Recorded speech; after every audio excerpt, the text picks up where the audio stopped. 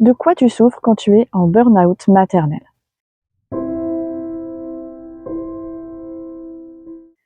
Tu penses que tu n'es pas à l'état de burn-out parce que tu n'es peut-être pas allongé dans ton lit en pleine dépression, parce que tu continues de t'occuper de tes enfants, de lutter chaque matin pour avancer journée après journée.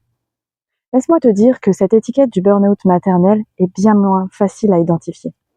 Justement parce que tu continues de faire alors que tu n'es plus en capacité d'être. Et même si tu as envie de te sauver, eh bien tu continues à te charger de la responsabilité et de maintenir ton foyer. Et quand bien même cette responsabilité devient écrasante pour toi, tu te dis que tu ne peux pas l'abandonner. Et je comprends. La liste des symptômes de l'épuisement maternel est longue et si tu en coches 3 ou même 4 depuis au moins 3 mois, alors tu peux te dire que tu es probablement dans la zone du burn-out et qu'il faut réagir vite avant qu'il ne soit trop tard pour toi et pour tes enfants.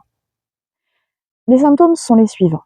Tu peux ressentir que tes joies sont moins vives, tu perds ta patience facilement, tu as moins d'entrain et moins d'énergie, tu n'as plus de motivation pour réaliser tes tâches de ton quotidien, tu as tendance à être hypersensible, ton sommeil est peut-être perturbé, tu as parfois des douleurs ou des tensions musculaires, notamment au niveau des épaules ou du cou. Tu mets en place des stratégies inconsciemment pour continuer à tenir. Par exemple, tu changes tes habitudes pour fournir moins d'énergie.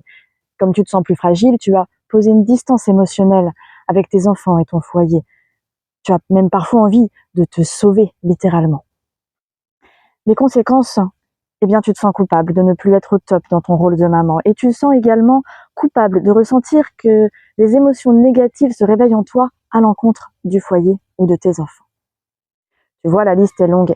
Et si tu te reconnais dans plusieurs items, déjà ne panique pas. Mais au contraire, sois soulagé d'avoir pu identifier les difficultés et de pouvoir poser des mots dessus. C'est déjà le premier pas pour accepter de te faire aider. Et crois-moi, dans une situation pareille, se faire aider est primordial. Tu peux déjà en parler à un proche, à ton médecin, à ton thérapeute, si tu en as un.